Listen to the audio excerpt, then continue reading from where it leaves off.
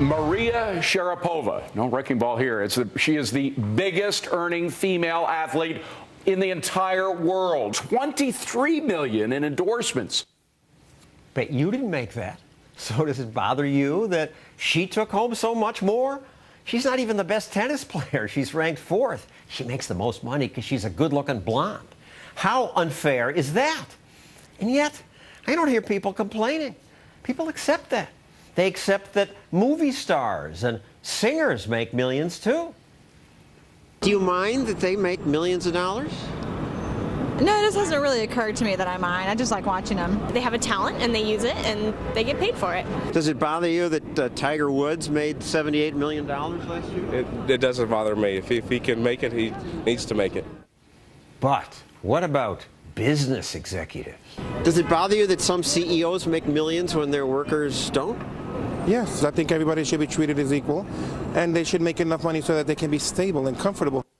Why does it bother people that CEOs are rich when they're okay with Beyonce or Tiger Woods being rich? Economist J.C. Bradbury has a theory. Entertainment is about filling us with emotions, making us excited, and we've all had some success with it. We've been in school plays, we've tried to hit curveballs and failed doing it. We understand how the things they do are so extreme and make us so happy. We get that. We don't get what the businessman does. Well, we see the businessman with the white shirt and the tie and making all that money. Well, what is he doing? Why does he make more than anyone else? He's showing up 9 to 5 just like I am. Why am I not making that much? So you don't get that same connection that you might have to an athlete or a celebrity. And earlier, Bob Beckel argued that when they take that much money, they're taking it away from the workers because they could pay them more.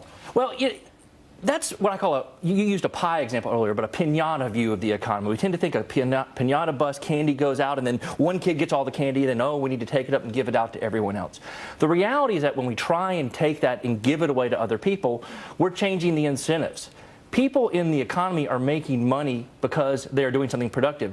Baseball players make a lot of money because they do something that a lot of other people can't do, and we understand that. But the CEO? It's not so clear. Well, part of that is because you're not head of just a local company in your town. You're head of a company that is worldwide, so that the mistakes you make have vast consequences. And there are a lot of other companies that want you to help their company. And so if you're worth $100 million a year, there are a lot of people out there, a lot of stockholders, willing to get you to come work for their company so they can make that money. Well, I think the position taken by the owners of the Ben & Jerry, who own the ice cream company. I've got some Chunky Monkey here. It's great stuff. They said on their website during the Occupy Wall Street demonstration, the inequality that exists between classes in our country is immoral. And a few years before, Ben & Jerry said they would pay their executives no more than 5 times what they paid their lowest paid workers. But they couldn't find a CEO they liked, so they ended up paying 14 times more.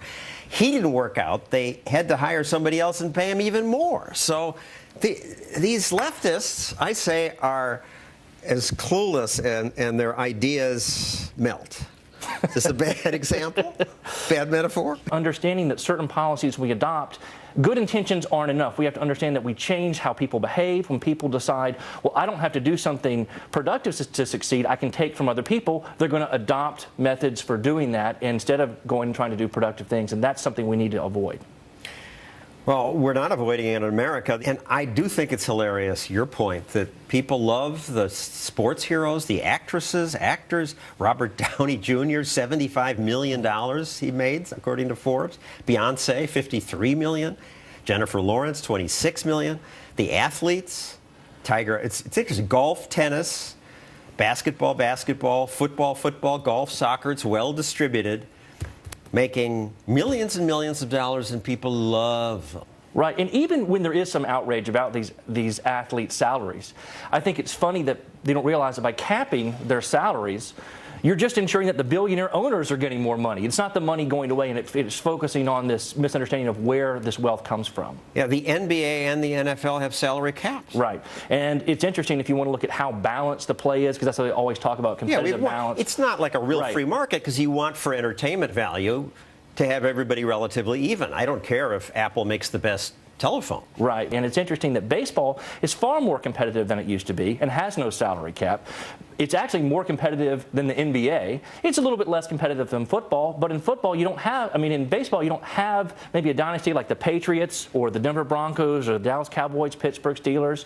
We think about the Yankees, but we have a lot of smaller teams that are doing well. So it's not a cure-all, and there are always ways around it, and those companies that are, or those teams that are trying to make money always find a way around it.